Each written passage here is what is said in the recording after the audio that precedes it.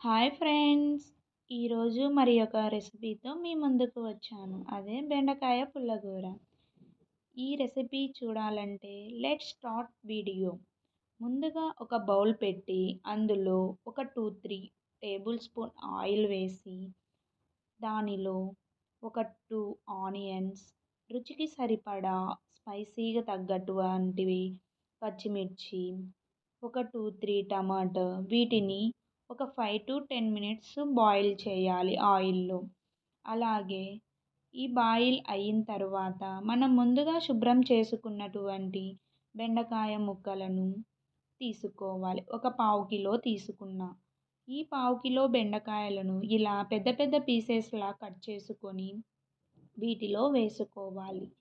దీని తరువాత నిమ్మకాయ సైజంత చింతపండు, అలాగే పసుపు కొద్దిగా, రుచికి సరిపడా సాల్ట్ వేసి ది కొద్దిగా వాటర్ వేసుకోవాలి. ఎందుకంటే బెండకాయలు, ఆనియన్స్, టమాటాలలో వాటర్ కంటెంట్ ఉంటుంది కాబట్టి కొంచెం ఆయిల్ వేసుకొని ఒక 5-10 మినిట్స్ వీటిని బాయిల్ చేసుకోవాలి.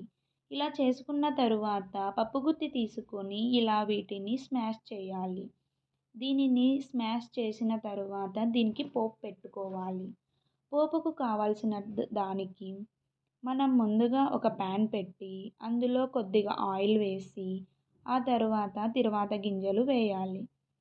ఆవాలు, జీలకర్ర, పచ్చిశనగపప్పు, మినప్పప్పు, అలాగే కొద్దిగా కరివేపాకు, మనం ముందుగా చీల్చి పెట్టుకున్నటువంటి ఎండుమిర్చిని, సన్నగా కట్ చేసుకున్నటువంటి ఆనియన్స్, కచ్చాపచ్చగా దంచుకున్నటువంటి వెల్లుల్లి రెబ్బలను వేసి ఇలా పోపును మనము బాగా ఫ్రై చేసుకోవాలి.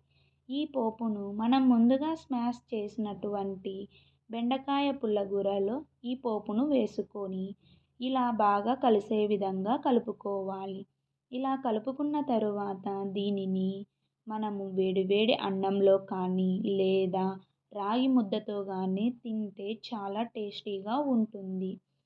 ఈ బెండకాయ పుల్లగూర చాలా మంచిది కూడా. కాబట్టి ఇది చాలా మంచిది. ఓకే. ఈ రెసిపీ మీకు నచ్చినట్లయితే ప్లీజ్ సబ్స్క్రైబ్ మై ఛానల్.